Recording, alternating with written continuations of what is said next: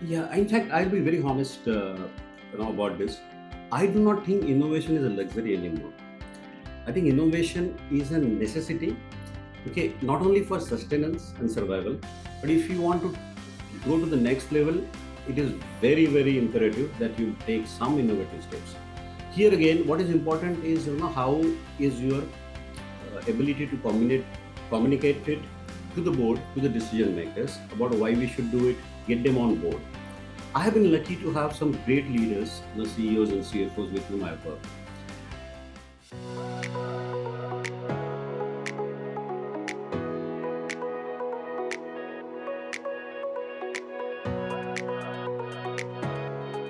Hello, everyone, and welcome to FaceTime with Leaders, brought to you by Directors Institute, World Council of Directors.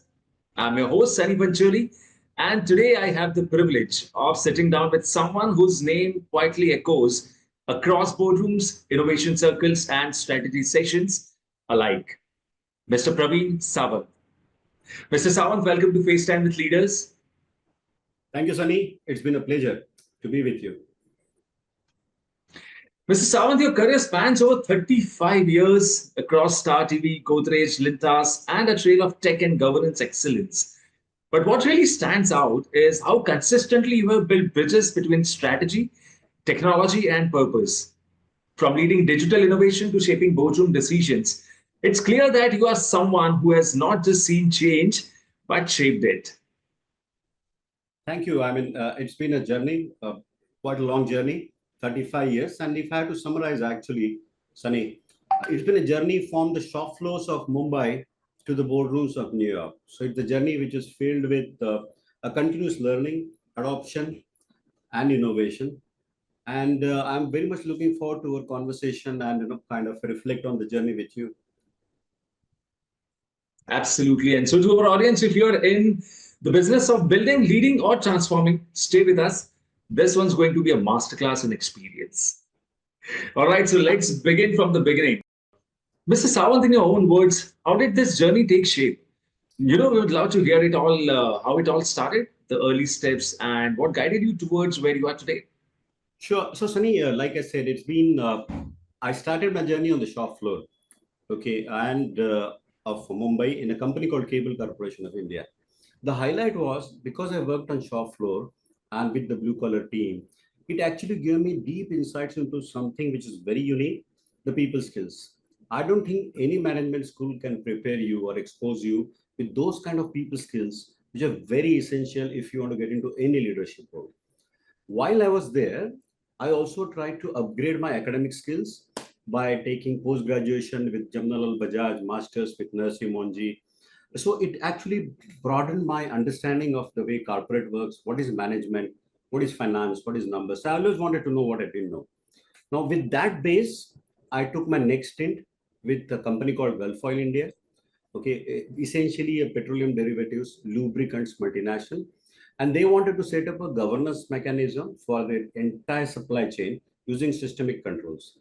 That took me on to a travel of India to places right from Far East, Tinsukia, Dibrugarh, Salem, Namakkal, you name it. I have traveled through the roads, through the trains, through flights, everywhere.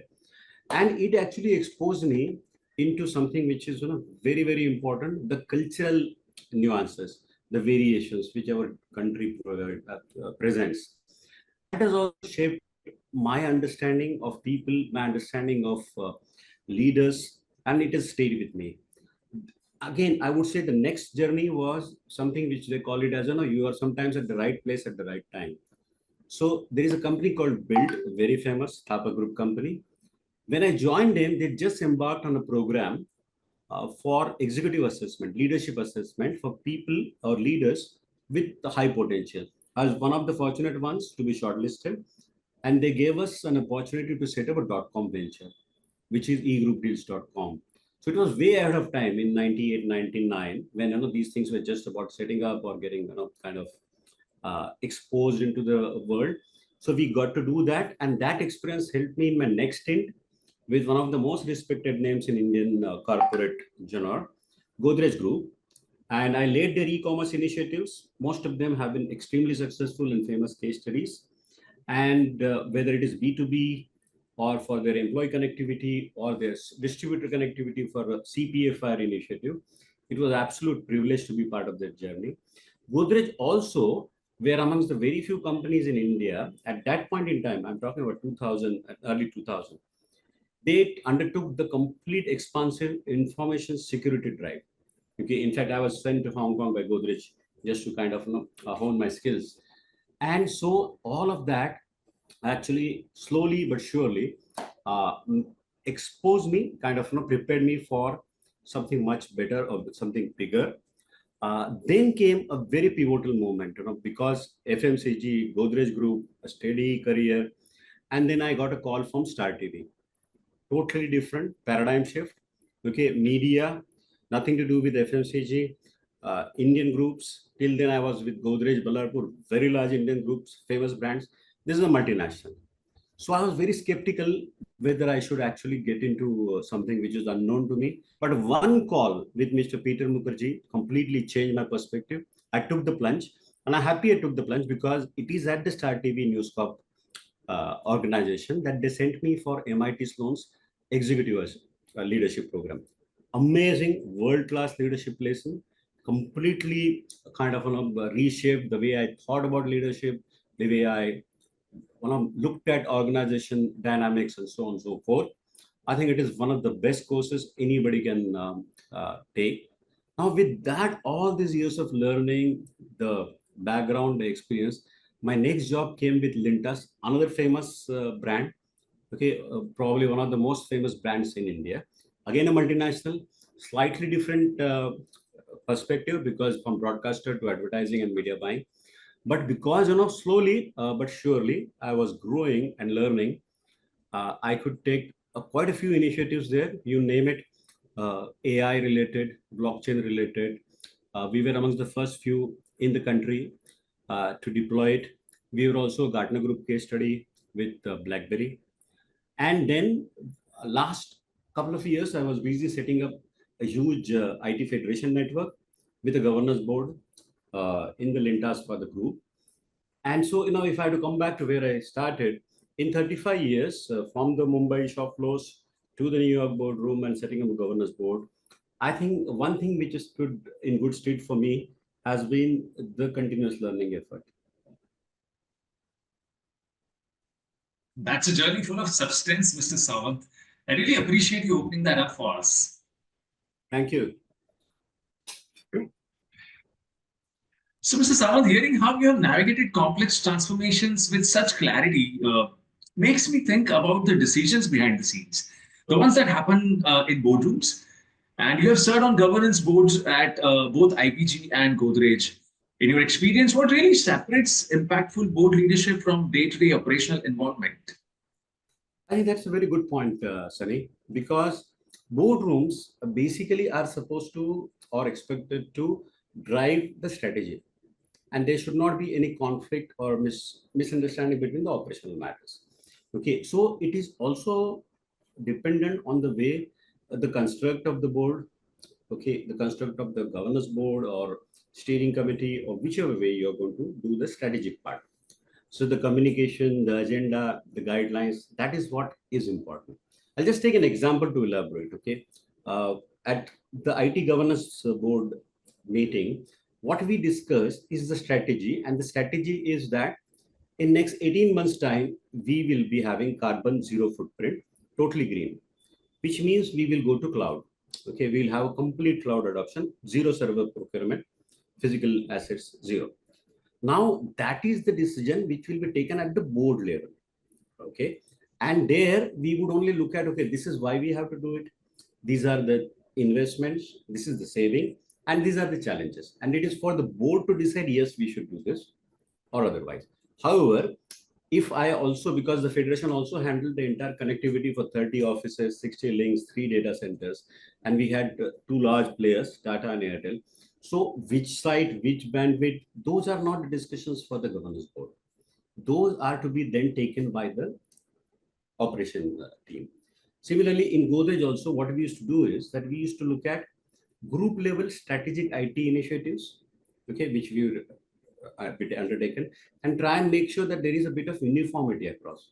and there is no duplication of efforts. And at the group level, there is not incidence of higher cost. So these things once are decided at the group level or the board level, what happens next is execution of strategy, which is the responsibility of the operations team, the CXO, the CEO, the CTO, whatever.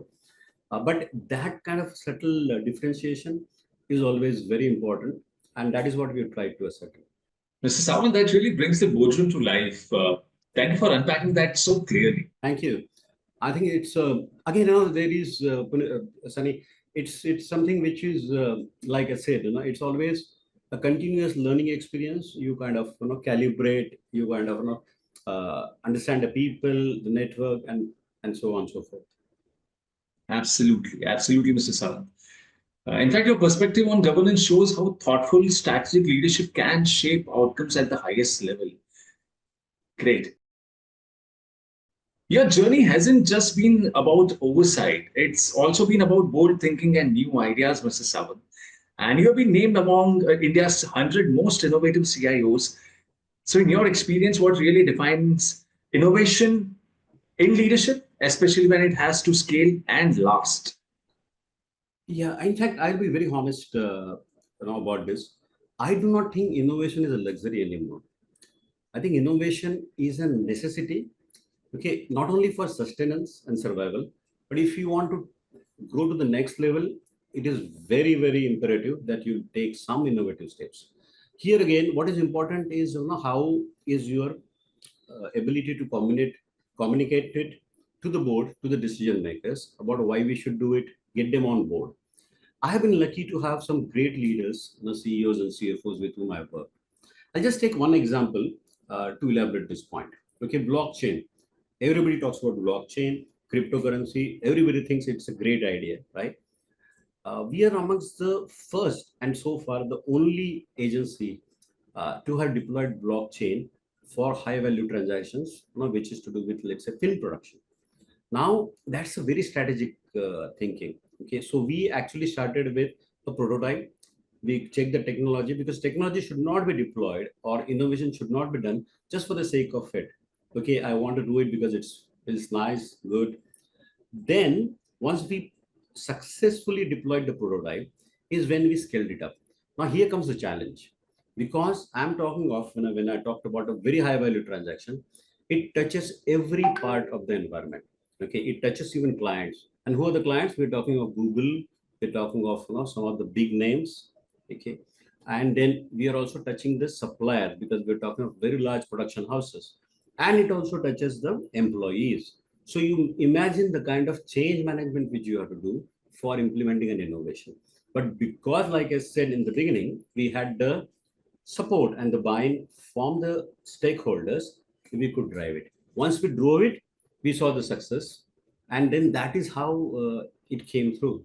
So again, all of this is basically, if I look back now, it looks that yes, it probably today we cannot think of that process without blockchain. But when we started, it took almost 18 months, and at least a couple of times we thought whether maybe it will not work. So this is a continuous journey, where anything which you want to innovate, it's a process in itself. But like I said, it's a necessity as the way I see it. That really reframes how we think about innovation, Mr. Savant. More than technology, it's leadership in action. Yeah. And again, I would give more credit to the business teams, because this is always a teamwork. You cannot just be a single person team who would change the world. If you have to change the world, you obviously need partners. Okay, and without them, nothing is going to possible. Rightly said, Mr. Savant. And hearing your view on innovation really shows how layered leadership can be. It's not just about ideas, but about alignment, clarity, and courage. Absolutely. I think you said it. So that makes me think of scale, because leading a global center of competency across the US, EMEA, and APAC is a massive, massive responsibility, Mr. Savant. What were some of the biggest challenges you faced in harmonizing processes across such diverse regions, and how did you tackle them? Yeah. In fact, quite a few, to be honest. Okay, and one of the biggest challenges, which is again not discussed much in details, is about cultural variances. Okay, whether we agree or not. Okay, the way somebody in the Western world may think about a particular process or the project or approaching a deployment can be drastically different from the way maybe an Asian. Even in Asia, there is a difference in the way my Hong Kong friends think, my friends in Singapore. I have very good friends, by the way, in Europe, US, Australia, everywhere. So I learn from them. Okay, but unless you factor the cultural variances, it's going to be very difficult because whatever strategy you have the best strategy in the world, but culture can eat strategy for breakfast, lunch, and dinner. Nothing can move unless you are aware of what are the cultural differences. Okay, that is part one. Second part is, I think nowadays when we talk of this global competency center, it's a no-brainer. India is a very hot spot. Everybody wants to come to India. We know we have a soft skills advantage, we have cost advantage, and our language communication is completely acceptable. Okay, there is no problem there. However, there is a challenge which we have to be aware of, which is the security layer. Okay, the compliance needs, because in Europe you will have GDPR requirements. In US there are different kind of factors which will come into play. So when you're setting up the center, you have to make sure that you are looking after all these aspects by design, whether the way you define the access on your infrastructure, whether the connectivity, the kind of assets, if the law requires that the data resides only in the US or in the Europe, then maybe where you want to give the media connectivity and so on and so forth. That is part two. So security has to be thought as a design and not something which you could add on at a later point. The third thing is each process has different skill sets, soft skill set. I'm not talking about hard skill set. If you are setting up a enterprise service desk, then that team has to be good listener. So there, the oral communications also are important. If you're looking at a very niche scale, like the public key infrastructure, there the written communication skills, written skills are required, documentation skills are required. So that is the second part. And the third is about how do you also measure the performance. Okay, one is quantitative, wherein you track the SLAs, and another is also be open for qualitative feedback. And that is the way, because once you set up the center, it is only part of the game. You have to make sure that it continues to deliver the desired, the set objectives, and it is doing at least to that level, if not better. That is the only way it will sustain, because again, it's not that you set up and then it will run forever. No, it has to also keep evolving.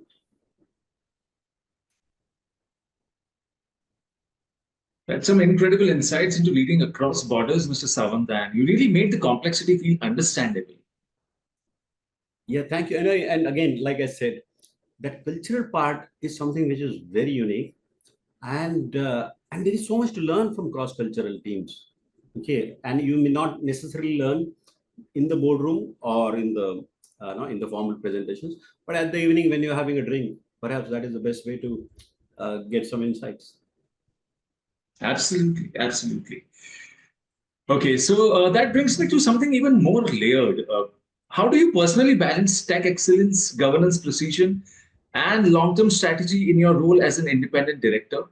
And part B of my question is with cybersecurity now a boardroom priority, how do you go about building awareness and resilience, not just at the top, but across all levels? I think that's a terrific question, Sunny, and both are related actually. The point one and point two. Let me first address the point one. All three aspects which you said are important, and there is a commonality there, and there is one point which is communicate. Okay, you have to communicate wherein you're keeping it as a tandem cycle. You cannot have focus on governance, but you ignore technology. You cannot have only focus on technology at the cost of security, because it has to be a full 360-degree view. Unless you are familiar in managing the tandem cycling, it will not give you the desired results. Okay. Let me elaborate with the part two answer, which is about cybersecurity.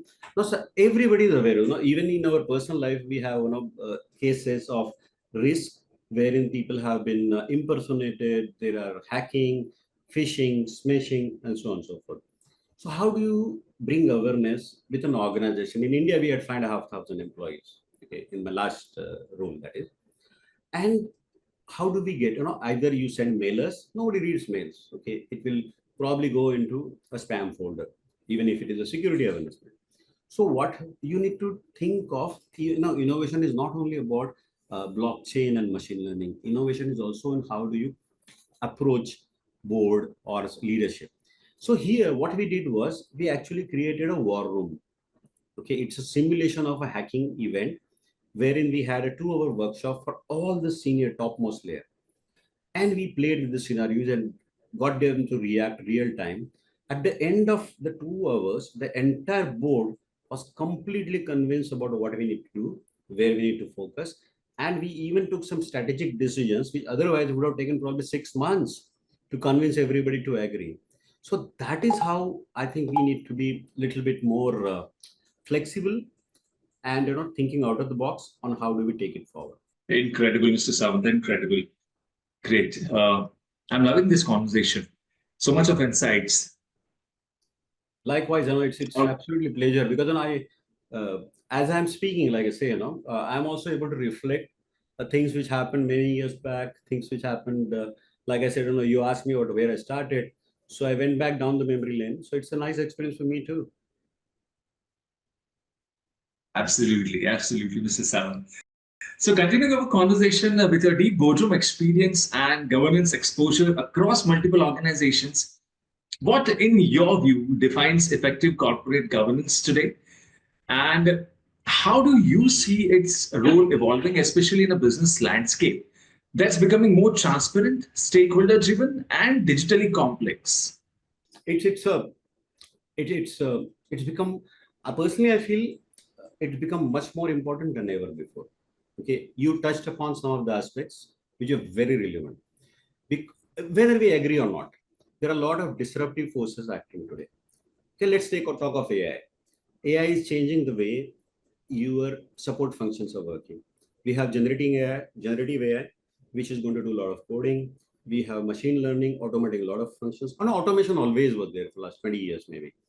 But you look at every level product, including SAP. SAP just had one of the largest conferences in APAC on SAP, what they're doing in AI. You look at Dell, product manufacturer. They had a focus symposium only talking about the way Dell machines are also now compatible with AI, Copilot, and so on forth. So what do you gain out of it? That the entire ecosystem, the ways of working are changing. Okay.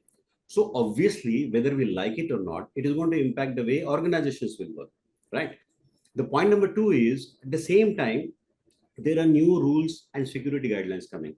Let's take DPDP Act, data protection for personal data. Now, it is so sensitive and so important that you need somebody to actually take a look at it in a very serious manner. With that, here to see everything, navigate all these aspects together, we need people with experience and judgment. Okay, and that's where an exemplary board can contribute, wherein they can look at all these new emerging trends.